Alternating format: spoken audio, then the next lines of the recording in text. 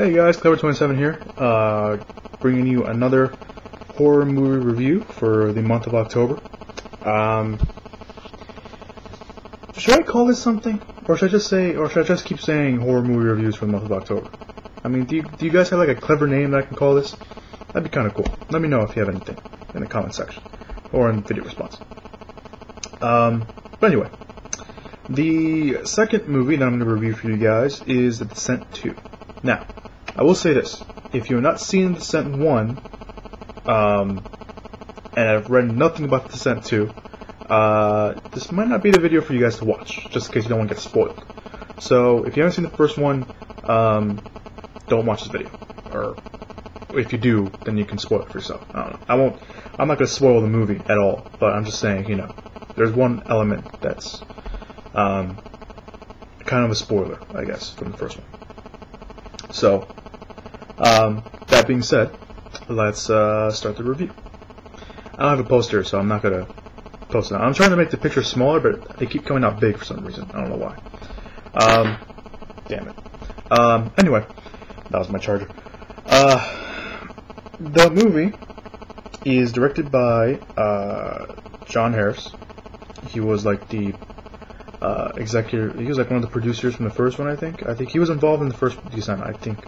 And Neil Marshall stepped down and took the producer spot for this one. So he's not back directing this one. Anyway, The Descent 2 is a sequel, obviously, to the first one. It takes place almost relatively right away. I think it's like a few hours afterwards. I'm not sure. The survivor of the first one, and this, like I said, this is the spoiler part, Sarah, she gets out, and we see her as she runs at this guy in a truck, and the guy takes her to the hospital, and then we switch over to see these different characters. We see a sheriff, a sheriff and his partner. I can't remember the deputy. I can't remember the names. I should have wrote it down. I didn't write it down. But we see them, and we see this rescue team of cave divers, and how we hear them how they've been trying to find the girls from the first one for like days now. So so maybe it's days afterwards, not hours. But anyway, it's yeah, like a couple hours later, the sheriff and the deputy go to the hospital to find Sarah. She told a story to them, you know, about the crawlers, as they're called, the monsters, how they killed her friends, and how she barely escaped, and all this other stuff. But you know, they don't believe her because she's covered in blood when they first see her, and they think she's crazy. Which I guess can't blame them, really.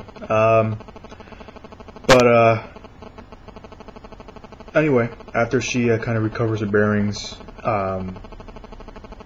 the sheriff and deputy, they take her and they take the cave team into the caves to go and find their bodies. The reason why they go find their bodies is because we find out more about Juno's character in this one. How I think her father's like this really big business guy, I guess, and that's why the reason why they're trying to find them. So the sheriff goes down, and you know, he wants to find the girls, but obviously we know they're all dead already. Yeah, I mean that's kind of the story. They go down, and when she's in the caves, Sarah, when she's in the caves, she starts to think she's seeing things. She's seeing the crawlers everywhere, and then this kind of cave-in happens, and they all get separated. And throughout the film, we follow each group until they meet up again. What's interesting about this movie, for me, was they kind of use the same outlook of the first one, but it wasn't as good. I'm not saying I didn't like the movie. I liked the movie. I thought the first one was better. This one, it felt kind of more I'm not gonna say fast paced, but it felt more faster than the first one. That wasn't fast paced. Like they weren't like jumping around everywhere and going really straight forward. They were just it was kind of a slow build up but it kept getting better and better, pacing wise. Anyway, and the characters, like I said, you have the sheriff, who's kind of this smarky, not smarky, but he's kind of a dick. Let's say that. He doesn't believe Sarah, and he at one point handcuffs himself to her, and it's really crazy. And we have the cave divers, who are pretty funny. Well, one of them is a guy and keeps cracking jokes, and you actually like the cave divers. You actually feel for their characters, and you worry about what happens to them. We have the deputy, which she kind of plays the second main role in the movie, or third main role, next to Sarah. And that's it. The cave divers, sheriff, deputy, Sarah. Yeah. So yeah, I mean, and throughout the film, we see the deputy. She has a daughter, and she keeps calling. She takes her phone with her, and she keeps calling. She calls her daughter at one point, because when they get lost, she calls her daughter at one point, and that kind of makes you feel for her too, because up to that point, she still thinks Sarah's crazy too, so but she kind of trusts her in a way, and then when she starts talking to her daughter over the phone, you're like, okay, you really kind of feel the boost. But I don't know, this one, I wouldn't say I had high hopes for it. That's not the right word. I wasn't expecting much, let's just say that. But that's not the right word either. I didn't think there was going to be a sequel in the first place. So when I found out there was going to be a sequel, I was like, okay, I guess you can kind of work with it. But nonetheless, I did like the film. I'll say that. I did like it. It wasn't as good as the first one. I thought it was okay, in my opinion. What was I going to say? The gore. The gore in this film, for me, there wasn't as much gore as the first one. And the first one didn't have that much gore either. I think this one had more gore in it. Yeah. Maybe. I'm not sure. Maybe they have the same amount of gore. It's been a while since I've seen it. It's been like a couple of weeks since I've seen it. So, again, I saw it twice. Anyway. Yeah. I think that's it. That's all I want to talk about. I will say this. My glasses case, by the way. Just in case you're wondering what's in my hand. If you don't watch the trailer. That's right. Don't watch the trailer.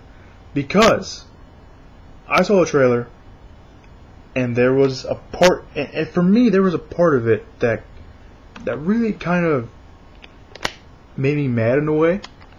And I usually don't get mad at trailers for a couple of reasons, because mainly it's the trailer. Sometimes they show scenes in there that aren't even in the movie. But there's a scene in the trailer that kind of gives away what would have been a really good twist and a really good surprise. That when I saw in the trailer, I was like, really? They gave it away? So, I don't know. I just, I didn't like that part. And when it happened on screen, I was like, oh, okay, I kind of knew what was happening. I was still kind of, oh, okay, that's pretty cool. But at the same time, I was like, man, I kind of knew it was coming. So, anyway, that has been my review for The Descent 2. I do recommend it. I think you guys should go see it. If you're a fan of the first one, you'll probably like this one. Again, obviously this review is totally my opinion. If you've seen the movie and you have different thoughts, or you have the same thoughts, let me know in the comments or in a video response below. And that's it. That's all I got. So hopefully you guys are having a good weekend, or had a good weekend, because today's Sunday. So, yeah. Anyway, that's it for me. Hopefully you guys like the review, and let me know what you guys think. And I'll see you guys next time. Bye, guys.